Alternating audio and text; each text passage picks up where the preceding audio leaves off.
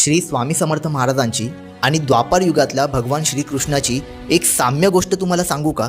स्वामी प्रत्येक अपराध करणाऱ्या व्यक्तीला तात्काळ शासन करत होते, पण सुंदरबाई मात्र एकावर एक अपराध करत जात होती आणि स्वामी तिच्या विरुद्ध एकही तात्काळ कारवाई करत नव्हते. असं का करत होते स्वामी? ह्यासाठी आपण 5000 वर्षा आधीच्या काळात जाऊया, जिथे श्रीकृष्ण त्यांच्या आत्याला दिलेल्या वचनाप्रमाणे शिशुपालाचे 100 अपराध माफ करतात. पण ज्या क्षणी तो अजून एका अपशब्दाचा वापर करतो त्याच क्षणी भगवान श्रीकृष्ण त्याचा वध करतात.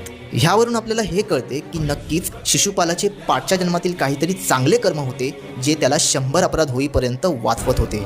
त्याचप्रमाणे बहुतेक सुंदरबाईचेही पाठच्या जन्मातील काही चांगले कर्म आडवे येत होते, त्यामुळे स्वामी तिला काही बोलत नव्हते. पण ज्या क्षणी तिचे चांगले कर्म नाहीसे झाले त्याच क्षणी स्वामींच्या लीलेप्रमाणे माधवराव बर्वे यांनी फौजदारांना पाठवून तिला कैद केले. व्हिडिओ आवडल्यास मराठी सनातनी फॅक्ट्सला नक्की सबस्क्राईब करा.